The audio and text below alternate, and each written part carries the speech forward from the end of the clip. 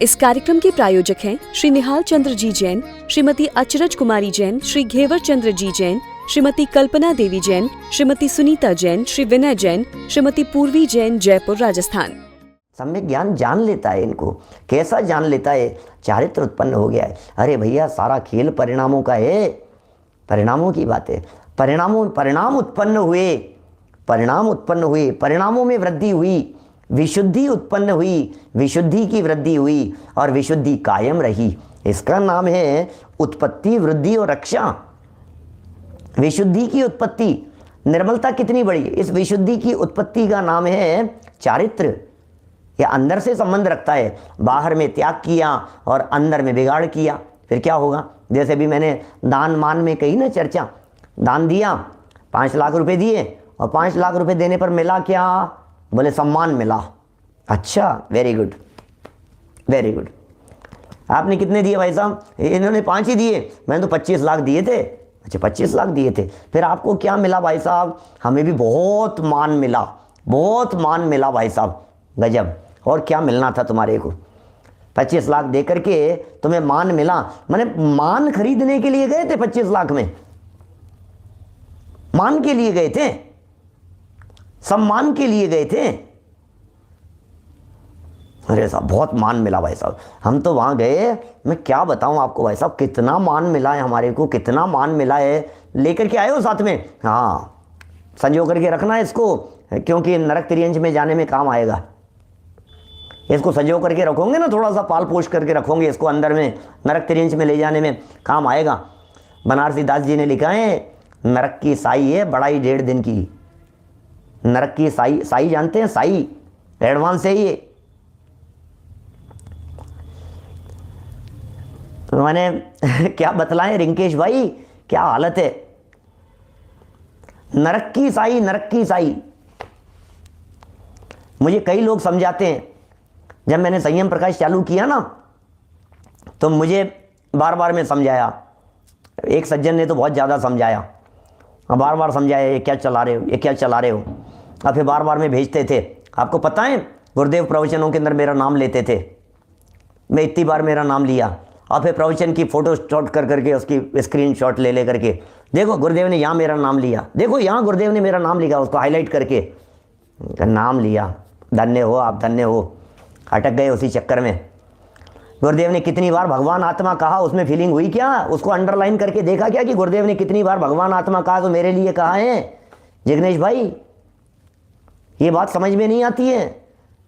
हाँ, गुरुदेव ने ये नाम लिया, ये देखो, ये नाम मेरा, ये नाम मेरा, ये नाम मेरा। अरे क्या कहें भाई साहब, क्या बापू क्या कहें। गुरुदेव ने जितनी बार आत्मा कहा था वो मेरे लिए कहा था। ये अनुभव करने की चीज है। गुरुदेव ने जितनी बार ज्ञायक कहा था, जितनी बार परमात्मा कहा था, वो मेरे लिए कहा था। तुम्हारे लिए तो पूरे प्रवचनों में 9000 प्रवचनों के अंदर 9 बार कही है, और मेरे लिए 9000 प्रवचनों में 9 लाख बार कही है। कौन समझाए? कहाँ कहाँ अटके हैं सारे दुनिया में लोग, बता रहे हैं भाई। बोलो, हमारे बारे में 9 लाख बार नाम लिया कि नहीं उन्होंने अपने प्रवचनों में? हमारा नाम 9 लाख बार लिया है। आपका नाम कितनी बार लिया है? 9 बार, 10 बार, 11 बार, 25 बार। तुम 10, 20, 25 ही गिनते रहो, हो गया कल्याण तुम्हारा। बता रहे हैं सम्यक ज्ञान, चारित्र की चर्चा। मान कितना घटा, ये बताओ, मान कितना घटा? वो तो घटा ही नहीं, मान तो घट नहीं रहा है। नाम के प्रति आसक्ति तो इतनी चैटी हुई है जिसकी हद नहीं है। नाम नाम नाम, मेरा नाम, मुझे पुकारा, मेरी तारीफ, मेरा मेरा मेरा मेरा, मरे जा रहा, मेरे मेरे में। कौन पूछता है कौन किसके नाम वाले थे? कोई जानने पूछने वाला नहीं है। लेकिन चारित्र की उत्पत्ति का मतलब 25 लाख दान दे करके तूने मान खरीदा है, तो पैसा दे करके भी तुझे मान ही मिला खरीदने के लिए। दान दे करके भी मान ही बढ़ा है तूने। यही तो घटाना था, घटाना तो मान था ना पारस वारिया जी। घटाना तो यही था ना, जो तुमने घटाया नहीं। अब तो फिर तो क्या है बोलो। श्रीमद राजचंद्र जी साहब का वचन प्रसिद्ध वचन है, मान नहीं होता तो यही मोक्ष होता। किसको चाहिए मान, किसको चाहिए सम्मान? किसके पीछे पड़े हैं हम लोग? मान के पीछे पड़े हैं, नाम के पीछे पड़े हैं। चारित्र पालन करके भी तुम्हें पता है मैं कितना चारित्र पालता हूँ? तुम्हें पता है मैं कितना चारित्र पालता हूँ? हाँ, हमें सब पता लग गया आप कितना पालते हैं। तुम्हें पता है पिछले 30 साल के अंदर मैंने पानी नहीं पिया रात को? तुम्हें पता है पिछले 25 साल के अंदर मैंने कितनी बार शिखर जी यात्रा की है? तुम्हें पता है मैंने कितनी बार भक्तामर्ग किया है, कितनी बार पाठ रचाया है, कितनी बार विधान रचाया है? तुम्हें पता है क्या? पता है क्या तुम्हारे को? क्या? हमें सब पता है। क्या कमाया है तुमने इतने सालों के अंदर, ये सब पता लग गया हमारे को। क्या कहें? ये कह चारित्र की उत्पत्ति हुई कि नहीं? चारित्र किसका नाम? सारी चर्चा जो है ये उस जगह पर जाकर के अटक जाती है जिसको आप चारित्र समझते हो। और आचार्य देव ये कह रहे हैं अंदर के विभाव भाव के घटने का नाम चारित्र है। विभाव भाव घटे, आसक्ति घटी, मान घटा, और ये सब घटेगा कैसे? समझना, यह बात परम सत्य है कि ये सब आसक्ति, ये सब मान, ये सब अभिमान, ये सब स्वाभिमान की बातें स्वभाव के लक्ष्य से घटेगी। वैभव जी, स्वभाव के लक्ष्य से घटेगी। ये सब रिकॉर्ड कुछ काम नहीं आने वाले हैं। इतना रिकॉर्ड बना लिया, इतना रिकॉर्ड बना लिया। अरे तुम समझते क्या हो? तुम जानते हो मेरे को कितने लोग सुनते हैं? कितने लोग सुनते हैं? तू जिनवाणी की सुनता है क्या? ये बता, कितने लोग तुझे सुनते हैं? उसको रहने दे एक तरफ, रख बात को, उठा करके धर दे एक तरफ। कितने लोग सुनते हैं, कितने लोग तेरे आगे पीछे घूमते हैं, कितने लोग तेरी जय जयकार करते हैं? उसे छोड़। तुझे अपने स्वभाव की महिमा आती है या नहीं? इस देह देवालय में विराजमान चैतन्य की महिमा आती है या नहीं? ये बता। दुनिया मुझे जानती है, मुझे इतने लोग जानते हैं। मैं अपने आप को जानता हूं या नहीं? हरी जनवाणी जो कह रही है, ये जनवाणी दुनिया मुझे जाने इसलिए जनवाणी नहीं है, मैं अपने आप को जानूं इसलिए जनवाणी है। भाई, ये चरणानुयोग जो वितरागता का पोषण करने वाला है, उस चरणानुयोग का आश्रय लेकर के हम राग का पोषण करते हैं। जो चरणानुयोग वितरागता का पोषण करने वाला है, उस चरणानुयोग को लेकर के हम मान का पोषण करते हैं। जो चरणानुयोग अंदर में वितराग भाव की वृद्धि, उत्पत्ति, स्थिरता कराने वाला है, रक्षा कराने वाला है, उस चरणानुयोग को आधार लेकर के हमने हमारे घमंड का पोषण किया, मान का पोषण किया, स्वाभिमान का पोषण किया। उल्टा काम हो गया। ये क्या हो गया? जनवाणी इसलिए नहीं थी, जनवाणी इसलिए नहीं थी, जनवाणी किस लिए थी? मतलब लाइन कितने में ये लिख रहे हैं, सम्यक ज्ञान होगा तो काम होगा। भाई साहब, हर व्यक्ति अटकता हुआ नजर आ रहा है, कहीं ना कहीं अटक रहे हैं हम। दौलत राम जी ने छेड़ाला के अंदर लिखा है, जे ख्याति लाभ पूजा दी चाह, जे ख्याति लाभ पूजा दी चाह, धरि करन विविध विधि देह दाह, आत्म अनात्म के ज्ञानहीन, जे जे करनी तन करन क्षीण, ते सब मिथ्या चारित्र त्याग, निज आत्म के हित पंथ लाग।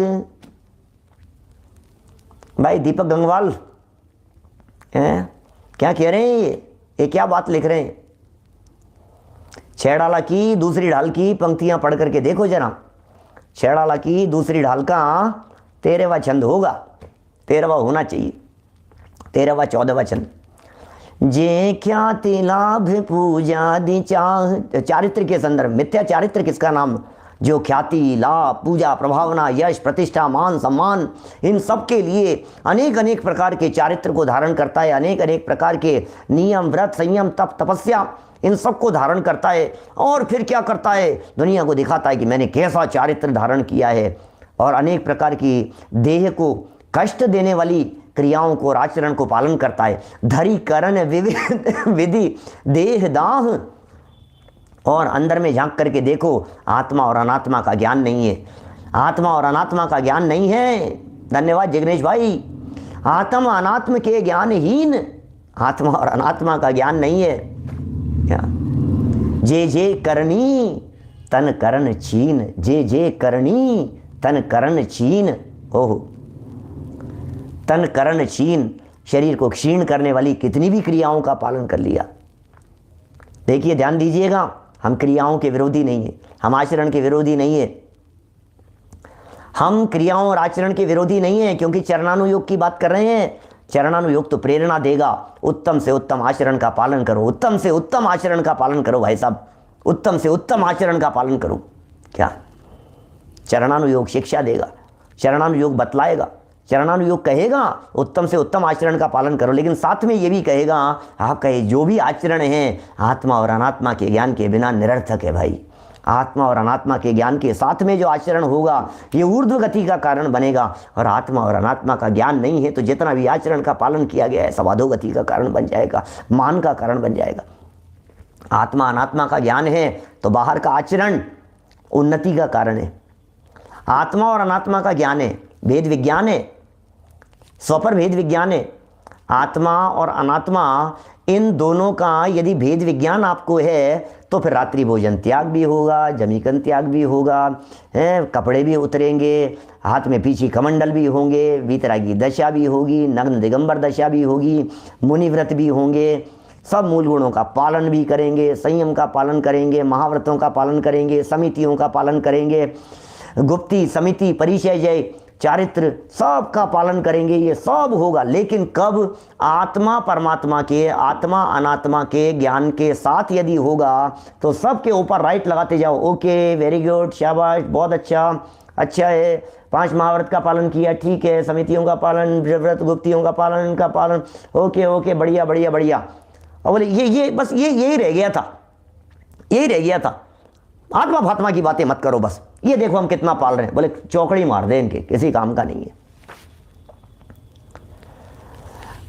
बातें कितनी गहराई से समझने योग्य है।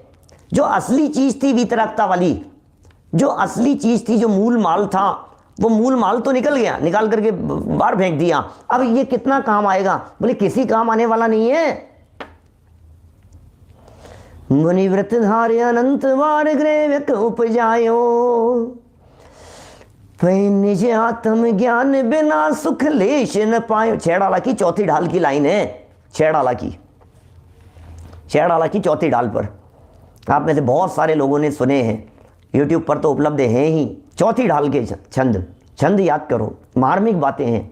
मुनिव्रत धार अनंत वार ग्रेवक उपजायो। हो मुनिव्रत धारण करके अनंत बार ग्रेवकों में चला गया। वै निज आत्म ज्ञान बिना सुख लेश न पायो। अब ये लाइन सुन ली किसी महात्मा ने और सुन करके ये कहा, 1.5 अकल 1.5 होशियार व्यक्ति ने, अच्छा मुनिव्रत धारण करके अनंत बार ग्रेवकों में चला गया, अब तो ऐसा करेंगे कि आगे कभी भी मुनिव्रत अंगीकार नहीं करेंगे। अच्छा कभी भी नहीं करेंगे? तो बोले अनंत काल में तेरा मोक्ष कभी भी नहीं होगा। भैया सुन, मुनिव्रत धारण किए बिना तो मोक्ष हो ही नहीं सकता है, मुनिव्रत धारण तो करना ही होगा। क्या समझ में आ रही है बात? मुनिव्रत धार अनंत बार ग्रेवक उपजायो, तो मुनिव्रत धारण करने में प्रॉब्लम नहीं है, मुनिव्रत धारण करना गलत नहीं है, मुनिव्रत धारण करना खोटा नहीं है। ये इस लाइन को पढ़ करके मुनिव्रत कोई खोटा मानने लगा तो तेरे से बड़ा कोई मूर्ख नहीं है। मुनिव्रत धार अनंत बार ग्रेवक उपजायो, और इस बात को सुनकर के कोई कहे मुनिव्रत नहीं होना चाहिए तो तू तो गया, तू तो मरे हुए ही है, तेरी तो कोई बात ही क्या करें, तू तो उनसे पहले मरा हुआ है, तेरी बात नहीं है। तो बात क्या लिखी है? निज आत्म ज्ञान बिना, आत्मज्ञान के बिना यदि मुनिव्रत होगा तो कार्यकारी नहीं है, और आत्मज्ञान के साथ में यदि मुनिव्रत होगा तो मोक्ष का कारण है। कितना स्पष्ट कह रहे हैं। आत्मज्ञान के साथ में होना चाहिए, भेद विज्ञान के साथ में होना चाहिए, सम्यक दर्शन के साथ में होना चाहिए। सम्यक दर्शन के साथ में हो, भेद विज्ञान के साथ में हो, आत्मज्ञान के साथ में हो, स्वपर भेद विज्ञान के साथ में हो। अपने आत्मा को जान करके तुम जितना आचरण पालेंगे वो सब मुक्ति का हेतु बन जाएगा। काला साहब क्या बात है, बतलाओ, बराबर है कि नहीं ये बात? प्रमोद जी काला साहब से कह रहा हूं, देखो क्या क्या बात कह रहे हैं यहां। सम्यक ज्ञान गृहस्थ और मुनियों के चारित्र की उत्पत्ति की बात करता है, इतना ही नहीं वृद्धि की भी बात करता है, इसका मतलब विशुद्धि की उत्पत्ति हुई, विशुद्धि बढ़ भी गई, विशुद्धि की उत्पत्ति भी हुई और विशुद्धि की वृद्धि भी हुई। इतना ही नहीं, इतना ही नहीं, क्या रक्षा को निरूपण करने वाले, भैया ये जो विशुद्धि प्रकट हुई है इसकी रक्षा भी होनी चाहिए, ये परिणामों की विशुद्धि कायम रहनी चाहिए, ये परिणामों की विशुद्धि उत्तर उत्तर वृद्धिंगत होनी चाहिए। ऐसा नहीं हो जाए आज तो परिणामों में विशुद्धि है और कहीं गड़बड़ हो जाए। तो निरूपण करने वाले जो चरणानुयोग को जानते हैं, जो जानता है, सम्यक ज्ञानी जानता है, ऐसे चरणानुयोग को इसके अनुकूल प्रवृत्ति करने से, चरणानुयोग के अनुकूल प्रवृत्ति करने से, चरणानुयोग के अनुसार प्रवृत्ति करने से जीवन सदाचारी हो जाता है, जीवन बदल जाता है, जीवन में सुख का, जीवन में शांति का, जीवन में आनंद का, जीवन में सेटिस्फेक्शन का संचार होता है, जीवन में आमूलचूल परिवर्तित हो जाता है, जीवन आनंदित हो जाता है। समझ में आ रही है बात? क्या कहें भाई साहब? इसके अनुकूल प्रवृत्ति करने से, इसके अनुकूल प्रवृत्ति करने से जिग्नेश भाई जीवन सदाचारी बनाना पड़ता है। नहीं नहीं नहीं, बनाना पड़ता है, वजन थोड़ी नहीं है, कुछ बनाना पड़ता है। यहाँ वजन का सवाल नहीं है, यहाँ तो सहज है, हर काम सहज है, हर काम सहज है। ज्ञानी का जीवन बहुत सहज होता है, हो जाता है, सदाचारी हो जाता है, जीवन सदाचारी हो जाता है। जीवन को सदाचारी बनाना नहीं पड़ता, जीवन स्वयं सदाचारी बन जाता है, हो जाता है, ऑटोमेटिक प्रोसेस है, करना नहीं पड़ता है। समझ में आने पर कि यह रस्सी नहीं, ये तो मैंने गलती से सांप पकड़ रखा है, समझ में आ जाने पर वो छूट जाता है, छोड़ा नहीं जाता, स्वयं छूट जाता है। छोड़ने के लिए कुछ पढ़ाई नहीं पढ़ाई जाती, छोड़ने के लिए फिर कहीं पूछने के लिए नहीं जाया जाता, छूट जाता है। गलत को गलत समझने के बाद में छूट जाता है, बुरे काम को बुरा समझने के बाद में छूट जाता है, हो जाता है। कितना सहज है। चलिए द्रव्यानुयोग का लक्षण भी पढ़ देते हैं, पूरा करें बात 10-5 मिनट में। बाकी ये तो ऐसा कि एक एक के बारे में खूब खूब चर्चाएं करते रहो, लेकिन करो कोई बात नहीं। फिर कल समय के संबंध में विचार करेंगे, स्वाध्याय का समय क्या होना चाहिए, बहुत महत्वपूर्ण चर्चा है आगे वाली। द्रव्यानुयोग का लक्षण देख लीजिए, रत्नकरण श्रावकाचार्य अध्याय 2 श्लोक नंबर 5, ये क्या लिखते हैं? जीवा जीव सुतत्वे, जीवा जीव सुतत्वे, पुण्या पुण्ये च बंध मोक्षौ च, द्रव्यानुयोग दीप है, श्रुत विद्या लोकमातनुते, श्रुत विद्या लोकमातनुते। क्या कह रहे हैं? द्रव्यानुयोग रूपी दीपक, अरे द्रव्यानुयोग तो दीपक है, द्रव्यानुयोग तो प्रकाशक है। जनवाणी के लिए दीपक शब्द का प्रयोग करते हैं जगह जगह। श्री जिन की ध्वनि दीप शिखा सम, जिनेंद्र भगवान की ध्वनि दीपक की शिखा के समान है। अज्ञान तिमिरहरम, अज्ञान रूपी अंधकार को दूर करने वाला दीपक है। अज्ञान अंधकार दूर होवे जिससे, उसे क्या कहते हैं? दीपक कहते हैं। ये दीपक क्या होता है? द्रव्यानुयोग रूपी दीपक जीव को, अजीव को, आश्रव को, बंध को, संवर को, निर्जरा को, मोक्ष को और पुण्य पाप के स्वरूप को प्रकाशित करता है। ओह, असली दीप तो ज्ञान दीप ही है भाई साहब। ज्ञान के दीप जलाओ। ज्ञान के दीप जलाते चलो,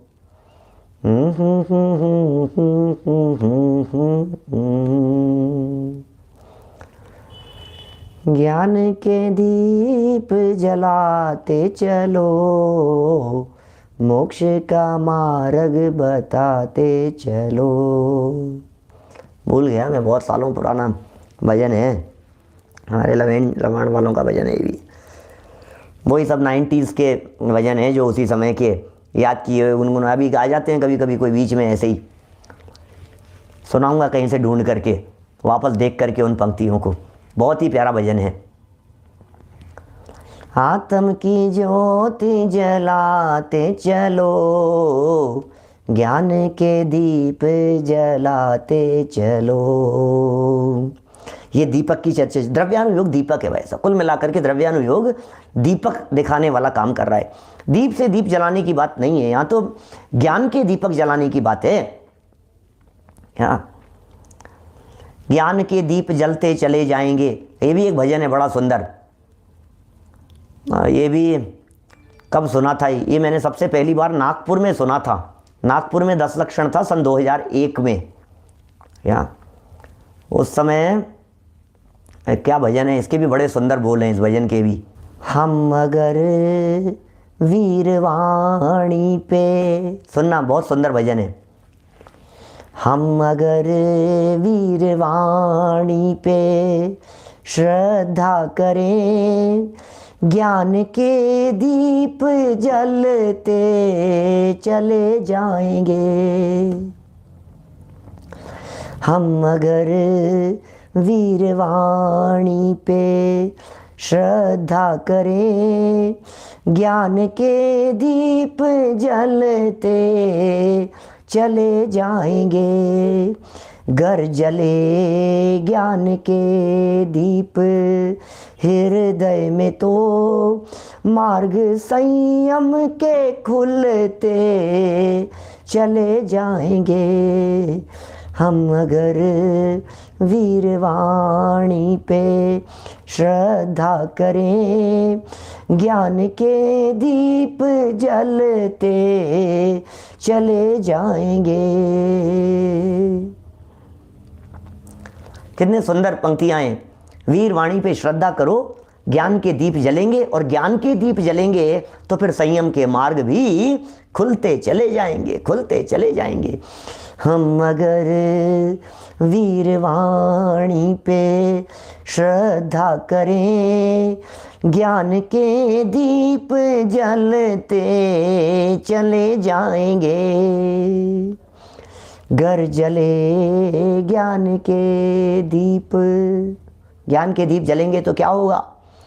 ये द्रव्यानुयोग, ये ज्ञान दीपक की तरह है, ये जलेंगे तो क्या होगा? बोले चरणानुयोग अपने आप पालन कर लिया जाएगा। ये लिख रहे हैं यहाँ पे, ये कह रहे हैं घर जले ज्ञान के दीप हृदय में तो मार्ग संयम के खुलते चले जाएंगे। मार्ग संयम के खुलते चले जाएंगे। हम अगर, करो तो सही, करो तो सही भाई साहब, ये ज्ञान दीप जलाओ तो सही। कैसे जलेंगे, कैसे जलेंगे ये दीपक, कैसे जलाए जाएंगे? आत्मा को जानो, परमात्मा को जानो। भाई साहब ये द्रव्यानुयोग, जब श्रद्धा होती है, जब ज्ञान होता है, तो चारित्र अपने आप होता है कि कहना थोड़ी ना पड़ता है, कहना थोड़ी ना पड़ता है, सिखाना थोड़ी ना पड़ता है।